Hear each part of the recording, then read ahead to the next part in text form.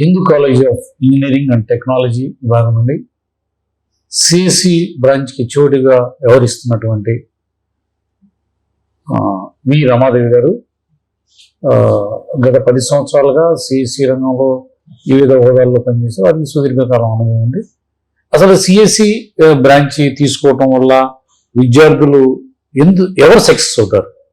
ఎవరు పడితే వాళ్ళు సిఎస్సి తీసుకొని సక్సెస్ అవుతారా? అసలు విద్యార్థికి ఆసక్తి ఉందా, లేకపోతే తల్లిదండ్రులకి ఆ కోర్సుపై ఆసక్తి ఉందా, లేదా మన పక్క స్నేహితురాలు సిఎస్సి బ్రాంచ్ అడుగుతుంది, ఆమె ఎక్కడో అమెరికాలో ఉద్యోగం చేస్తుంది, లేకపోతే మా ఇంటి పక్కన వాళ్ళు సిఎస్సి చేశారు, వేళ మీరుగా సిఎస్సి బ్రాంచ్లో చేరడానికి ఎవరు సక్సెస్ అవుతారు? నమస్తే అండి మేడం, మీ గురించి ఒకసారి పరిచయం. నా పేరు రమాదేవి అండి. నేను గత 10 సంవత్సరాలుగా పనిచేస్తూ ఉన్నాను.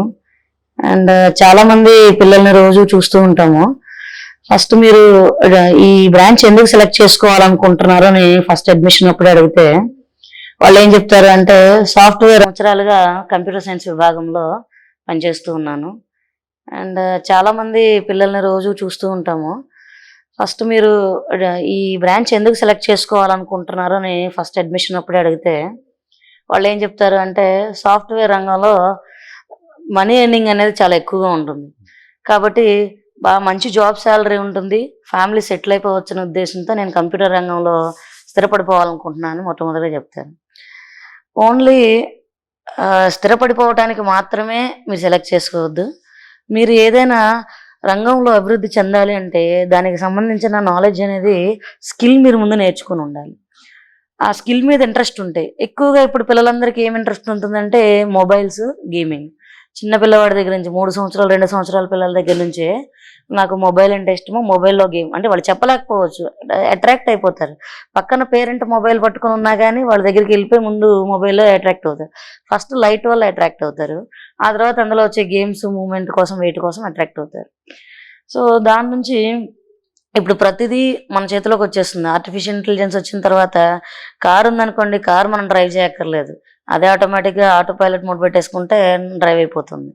పిల్లలు టెక్నాలజీ పరంగా వాళ్ళు అట్రాక్ట్ అవుతున్నారు, ఫస్ట్ అట్రాక్ట్ అవుతున్నారు. అండ్ హైపైడ్ శాలరీస్ ఉంటున్నాయి కాబట్టి ఈ 2 మెయిన్ కారణాలు అనమాట. వీళ్ళు ఎవరైనా దానికి ఈ రంగంలోకి రావడానికి కారణాలు. కానీ వాళ్ళకి దాని మీద ఇంట్రెస్ట్ ఉంటే సరిపోదు, దానిలో ఫుల్ఫిల్మెంట్ అనేది ఉండాలి. ఆ స్కిల్ మీద ఎప్పుడు ఫుల్ఫిల్ అవుతారు అంటే మొదటి సంవత్సరంలో కొన్ని ప్రోగ్రామింగ్ స్కిల్స్, ఆ తర్వాత ప్రాబ్లమ్ సాల్వింగ్ స్కిల్స్, ఈ 2 స్కిల్స్ ఉంటేనే వాళ్ళు గెట్ ఆన్ అవ్వగలుగుతారు. నెక్స్ట్ ఫస్ట్ ఇయర్లో వాళ్ళకి వచ్చేది ప్రాబ్లమ్ సాల్వింగ్ మీద జేఎన్టీయూ కాకినాడ వాడు పెట్టాడు అనమాట, జేఎన్టీయూ కాకినాడ వాళ్ళు. సో అది అయిపోయిన తర్వాత సెకండ్ ఇయర్కి వచ్చరికి కొంచెం improvement. Next first year basic programming knowledge ఉంటే దానికి అడ్వాన్స్డ్ సెకండ్ ఇయర్, అండ్ దానికి అప్లికేషన్ ఓరియంటెడ్గా థర్డ్ ఇయర్, అండ్ ఫైనల్ ఇయర్కి వచ్చేటప్పటికి రియల్ టైం ప్రాజెక్ట్. మీరు ఈ 3 సంవత్సరాలుగా ఏదైతే నేర్చుకున్నారో దానికి సంబంధించి మీరు ఏం డెవలప్ చేశారు అనేది ఈ కరిక్యులం, జేఎన్టీయూకి కరిక్యులం అనేది ఉంటుంది. ఈ కరిక్యులంలో వీళ్ళు గెట్ ఆన్ అవ్వాలి అంటే మొదటి సంవత్సరం నుంచే ప్రాబ్లమ్ సాల్వింగ్ స్కిల్స్ అనేది వాళ్ళు నేర్చుకోగలిగి ఉండాలి. అలాంటి స్టూడెంట్స్ మాత్రమే కంప్యూటర్ రంగంలో అభివృద్ధి చెందగలుగుతారు. ఇప్పుడు మీరు చెప్పినట్లు ఈ కరికులము జేఎన్టీయూ కానీ ఇటీవల కాలంలో సిఎస్సి చదివిన వాళ్ళందరూ లక్షల జీతాలు తీసుకుంటారా? లేదా ఇప్పుడు మీ క్లాస్లోనో లేకపోతే మీరు ఏ కాలేజీలో చేస్తున్నా ఆ కాలేజీలో 100 మంది స్టూడెంట్స్ సిఎస్సి బ్రాంచ్ కోరుకున్నారు. ప్రతి ఒక్కళ్ళు సిఎస్సి ఆర్టిఫిషియల్ ఇంటెలిజెన్స్ వాళ్ళు చేరారు, వీళ్ళు చేరారు. ప్రతి ఒక్క ఏ కాలేజీ కన్నా వెళ్ళిన కాడ సిఎస్సి సీట్ ఉందా? లేదు, ఇంకో బ్రాంచ్కి వెళ్తాం. సార్ 1,00,000 కడతారు, 2 లక్షలు కడతారు, డొనేషన్లు కడతారు అంటారు. ఎందుకు అంత ఆసక్తిగా వాళ్ళు సిఎస్సి కోరుకున్నారు? మిగతా బ్రాంచుల్లో ఉపాధి లేదా?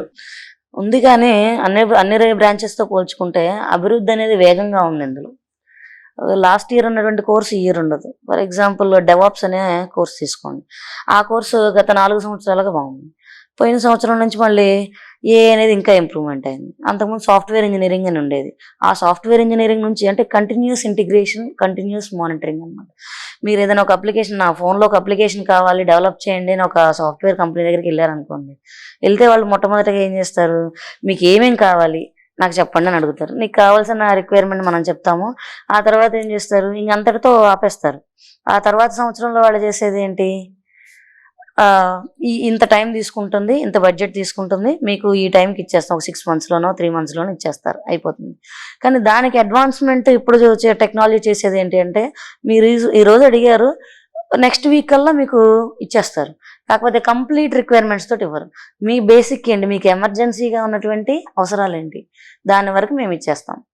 ఆ తర్వాత వారంలో సెకండరీ అంటే ప్రియారిటీ అనమాట. ఫస్ట్ ప్రియారిటీలో మీకు బేసిక్ నీడ్ ఏంటి, సెకండ్ ప్రియారిటీ, ఈ విధంగా ఇది కంటిన్యూస్ మానిటరింగ్ అవుతూనే ఉంటుంది. ఫర్ ఎగ్జాంపుల్ ఫేస్బుక్ ఉంది, ట్విట్టర్ ఉంది, ఇన్స్టాగ్రామ్ ఉంది, వీటన్నీ ఏంటి కంటిన్యూస్ మానిటరింగ్ చేసుకుంటూనే ఉండాలి. ఒక రోజు చేసి ఆపేయడానికి లేదు.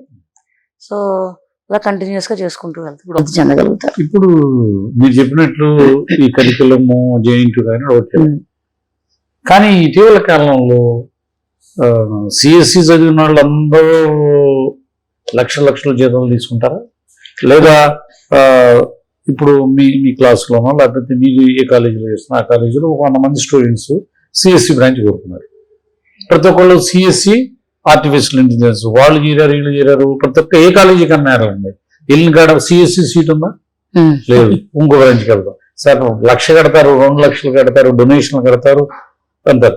ఎందుకు అంత ఆసక్తిగా వాళ్ళు సిఎస్సి కోరుకున్నారు? మిగతా బ్రాంచుల్లో ఉపాధి లేదా?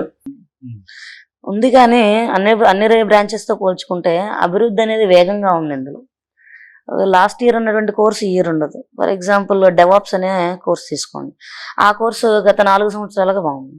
పోయిన సంవత్సరం నుంచి మళ్ళీ ఏ అనేది ఇంకా ఇంప్రూవ్మెంట్ అయింది. అంతకుముందు సాఫ్ట్వేర్ ఇంజనీరింగ్ అని ఉండేది. ఆ సాఫ్ట్వేర్ ఇంజనీరింగ్ నుంచి అంటే కంటిన్యూస్ ఇంటిగ్రేషన్, కంటిన్యూస్ మానిటరింగ్ అనమాట. మీరు ఏదైనా ఒక అప్లికేషన్, నా ఫోన్లో ఒక అప్లికేషన్ కావాలి డెవలప్ చేయండి అని ఒక సాఫ్ట్వేర్ కంపెనీ దగ్గరికి వెళ్ళారనుకోండి, వెళ్తే వాళ్ళు మొట్టమొదటిగా ఏం చేస్తారు, మీకు ఏమేం కావాలి నాకు చెప్పండి అని అడుగుతారు. నీకు కావాల్సిన రిక్వైర్మెంట్ మనం చెప్తాము. ఆ తర్వాత ఏం చేస్తారు, ఇంకంతటితో ఆపేస్తారు. ఆ తర్వాత సంవత్సరంలో వాళ్ళు చేసేది ఏంటి, ఇంత టైం తీసుకుంటుంది, ఇంత బడ్జెట్ తీసుకుంటుంది, మీకు ఈ టైంకి ఇచ్చేస్తాం, ఒక 6 monthsలోనో 3 monthsలోనో ఇచ్చేస్తారు, అయిపోతుంది. కానీ దానికి అడ్వాన్స్మెంట్ ఇప్పుడు టెక్నాలజీ చేసేది ఏంటి అంటే, మీరు ఈ రోజు అడిగారు, నెక్స్ట్ వీక్ కల్లా మీకు ఇచ్చేస్తారు. కాకపోతే కంప్లీట్ రిక్వైర్మెంట్స్ తోటి ఇవ్వరు. మీ బేసిక్ ఏంటి, మీకు ఎమర్జెన్సీగా ఉన్నటువంటి అవసరాలు ఏంటి, దాని వరకు మేము ఇచ్చేస్తాం. ఆ తర్వాత వారంలో సెకండరీ అంటే ప్రియారిటీ అనమాట. ఫస్ట్ ప్రియారిటీలో మీకు బేసిక్ నీడ్ ఏంటి, సెకండ్ ప్రియారిటీ, ఈ విధంగా ఇది కంటిన్యూస్ మానిటరింగ్ అవుతూనే ఉంటుంది. ఫర్ ఎగ్జాంపుల్ ఫేస్బుక్ ఉంది, ట్విట్టర్ ఉంది, ఇన్స్టాగ్రామ్ ఉంది, వీటన్నీ ఏంటి కంటిన్యూస్ మానిటరింగ్ చేసుకుంటూనే ఉండాలి. ఒక రోజు చేసి ఆపేయడానికి లేదు. సో ఇలా కంటిన్యూస్ గా చేసుకుంటూ వెళ్తాం. ఇప్పుడు ఆర్టిఫిషియల్ ఇంటెలిజెన్స్ కానీ సిఎస్సి ఉద్యోగులకి ఉపాధి అవకాశాలు ఎక్కడ ఉంటున్నాయండి ఎక్కువగా? ఈ చదువుకున్న వాళ్ళకి ఎలాంటి ఉద్యోగ అవకాశాలు లభిస్తుంది? ఎలాంటి ఉద్యోగ అవకాశాలు అంటే, వీళ్ళు ఒక ప్రాజెక్ట్ ని డెవలప్ చేస్తారు 4th yearలో ఉన్నప్పుడే, కాలేజీలో ఉన్నప్పుడే డెవలప్ చేసుకుంటారు. జేఎన్టీ కరికులంతో పాటుగా కాకుండా వీళ్ళు కావాలనుకుంటే యూట్యూబ్లో చాలా కోర్సెస్ ఉన్నాయి, ఆ కోర్సెస్ నేర్చుకుంటారు. అండ్ కాలేజ్లో ప్రాజెక్ట్ గైడెన్స్ కోసం మా దగ్గరికి వస్తారు. అంటే ఇప్పుడు మేము టెక్ ఫెస్ట్ అని, ఇన్నోవేషన్ క్లబ్ అని ఇలా కండక్ట్ చేస్తూ ఉంటాం. వీటిలో వాళ్ళ స్కిల్ ఏంటి, వాళ్ళ ఇంట్రెస్ట్ ఏంటి, కరికులము ప్రకారం సిఎస్సియో ఏయో ఏదో ఒకటి తీసుకుంటారు. అండ్ దాని బేస్ మీదే కాకుండా వీళ్ళ స్పెషల్ ఇంట్రెస్ట్ ఏమి ఉంది, పిల్లవాడికి వాడు జాయిన్ అయిన కోర్సు నేర్చుకుంటంతో పాటుగా ఇంకా ఎక్స్ట్రా కరికులర్ కావాలి. ప్రజెంట్ సాఫ్ట్వేర్ రంగంలో రోజుకు ఒక ప్రోగ్రామింగ్ లాంగ్వేజ్ వస్తుంది. ఈ ఇచ్చిన కరికులం ఫస్ట్ వాడు 2020 బ్యాచ్లో జాయిన్ అయ్యాడు, 2024కి వచ్చేప్పటికి వాడు ఆ కరికులం వచ్చింది మాత్రమే నేర్చుకోగలుగుతాడు. బట్ ఈ మధ్యలోనే ఇంకేదైనా కొత్త టెక్నాలజీ వచ్చింది, వీడు 4th year అయిపోయి వెళ్ళబోయేటప్పటికి అది ఉండదు. సో ప్రతిరోజు నేర్చుకుంటూనే ఉండాలి. స్కిల్ ఏదైతే ఉందో బయట అది అప్గ్రేడ్ అవుతూనే ఉండాలి. అది అప్గ్రేడ్ అయ్యి అతను ప్రతిరోజు నేర్చుకోగలుగుతూ ఉంటే, అండ్ ఫ్యాకల్టీ గైడెన్స్ ఉంటుంది, కాలేజ్ తరఫున స్పాన్సర్షిప్ కూడా ఉంటుంది. మీరు ఏదైనా ఇన్వెంట్ చేస్తారు, ఇన్నోవేటివ్గా చేస్తారు అంటే కాలేజ్ వాళ్ళు అమౌంట్ ఇన్వెస్ట్ చేస్తారు. ఆ అమౌంట్ ఇన్వెస్ట్ చేయించుకుని వీళ్ళు చాలా మంది ప్రాజెక్ట్స్ కూడా చేస్తున్నారు. ఇటీవల కాలంలో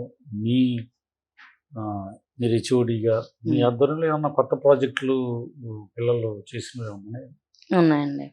రోబోటిక్స్ రంగంలో చేస్తున్నారు కొంతమంది. రీసెంట్గా మేము టెక్ ఫెస్ట్కి కూడా పంపించాను. ఐఓటీ ప్రాజెక్ట్స్ ఎక్కువగా చేస్తున్నారు. మన డిప్లొమా పిల్లలు కూడా రీసెంట్ ఇయర్లో చేశారు ప్రాజెక్ట్ వర్క్షాప్లో. అండ్ వెబ్ టెక్నాలజీ డిజైనింగ్లో కూడా వెబ్ యాప్ డిజైన్స్ కూడా డెవలప్ చేస్తున్నారు. దాంట్లో అంటే వాళ్ళ వర్షం పడుతుందండి, క్రాప్ ఉంది, క్రాప్ వర్షం పడేప్పుడు తడిచిపోతుంది, తడకుండా ఉండాలంటే సెన్సార్స్ యూజ్ చేసి వీళ్ళు ఏం డిజైన్ చేయొచ్చు. ఒక రూఫ్ షెల్టరింగ్ ఆటోమేటిక్, ప్రజెంట్ జరుగుతుంది ఏంటి, మిరప రైతులే ఉన్నారు, వాళ్ళు వెళ్ళి ఏం చేస్తున్నారు, వర్షం పడుతున్నా కానీ పరిగెత్తుకుంటూ వెళ్ళిపోయి పట్లన్నీ కప్పుకొని చేసుకుంటున్నారు. అది టెక్నాలజీకి అనుసంధానం ఎలా చేయాలి? ఈ పిల్లలు చేస్తుంది ఏంటంటే ఒక రూఫ్ షట్టరింగ్ ఆటోమేటిక్. దానికి ఇన్వెస్ట్మెంట్ కొంచెం అవుతుంది. ఇన్వెస్ట్మెంట్ దానికి అంటే పంట మొత్తం చేతికి వచ్చిన తర్వాత చెడిపోవడానికి చాలా తక్కువ వ్యత్యాసమే ఉంటుంది ఆ అమౌంట్కి. సో వీళ్ళు చేసింది ఏంటంటే ఆటోమేటిక్ స్విచ్ ప్రెస్ చేయగానే వీళ్ళున్న ప్లేస్లోనే వీళ్ళ మొబైల్లోనే వెదర్ రిపోర్ట్ వస్తుంది. వెదర్ రిపోర్ట్ రాగానే స్విచ్ ప్రెస్ చేయగానే ఆటోమేటిక్ రూఫ్ షట్టరింగ్ అనేది జరుగుతుంది. సో ఇంకొకటి, వాటర్ అనేది కంటిన్యూస్ వాటరింగ్ మనం చేయలేకపోయాం. కంటిన్యూస్ వాటరింగ్ ఒక ప్లాంట్కి మనం చేయలేకపోయాం. దానికి ఒక సెన్సార్ అనుసంధానం చేశారనుకోండి, వీళ్ళు ఇక్కడ స్విచ్ ప్రెస్ చేయగానే అక్కడ వాటర్ ఆటోమేటిక్గా వెళ్ళిపోతాయి. అందులోనే ఒక సెన్సార్, ఇంకో టైప్ ఆఫ్ సెన్సార్ ఏంటి అంటే ఆ ప్లాంట్లో వెట్నెస్ లేదు, అంటే తడి లేదు, మాయిశ్చర్ లేదని అది డిటెక్ట్ చేసి మనకు మొబైల్ అలర్ట్ ఇస్తుంది. ఇప్పుడు ప్రతి ఒక్కళ్ళ చేతిలో మొబైల్ ఉంటుంది, మొబైల్ అలర్ట్ రాగానే చూసుకుంటారు. సో దానికి మాయిశ్చర్ లేదు అని తెలిసింది. తెలియగానే వీళ్ళు ఆటోమేటిక్గా మోటార్ ఆన్ చేస్తారు. మోటార్ ఆన్ చేసి స్విచ్ ఉంటుంది, ఆన్ చేయగానే వెట్ అయిపోతుంది. ఇప్పుడు మీరు చెప్తున్నారు మేడం,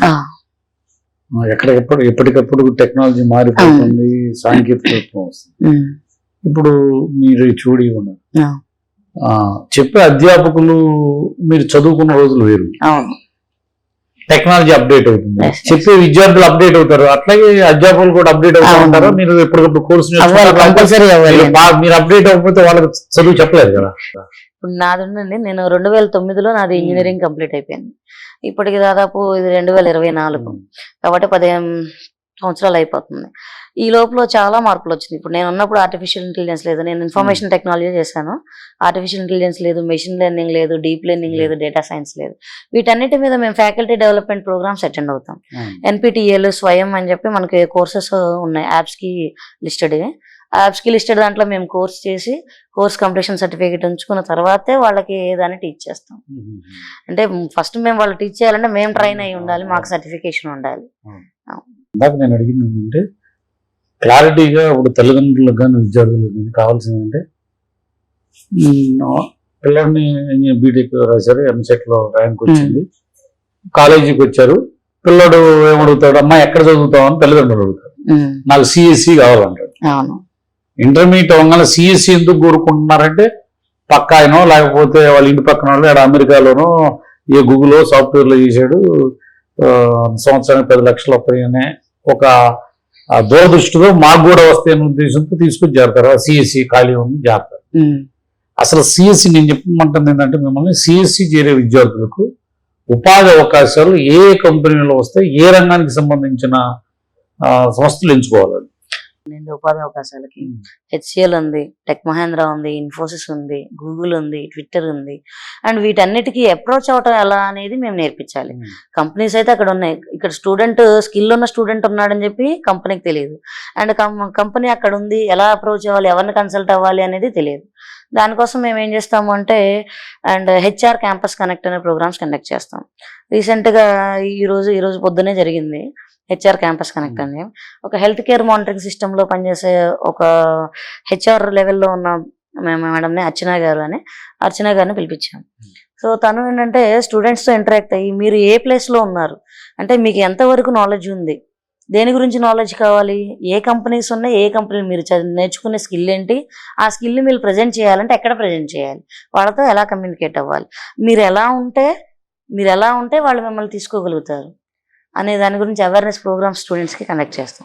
సో దాని గురించి వాళ్ళకి ఏమొస్తుంది అంటే, మేము ఏ స్కిల్ అనేది నేర్చుకోవాలి, ఎన్ని రోజుల్లో నేర్చుకోవాలి, దేని మీద ఎంత టైం స్పెండ్ చేయాలి, మొబైల్తో టైం వేస్ట్ చేయకూడదు, మొబైల్ యూజ్ చేయాలి, దేనికి యూజ్ చేయాలి, ఇప్పుడున్న ప్రతిదీ మొబైల్లోనే వస్తుంది కాబట్టి ఆ మొబైల్ ఎక్కడ యూజ్ చేయాలి, ఎప్పుడు యూజ్ చేయాలి, అలా ఇలాంటి అవేర్నెస్ ప్రోగ్రామ్స్ అనేది కండక్ట్ చేస్తున్నాం.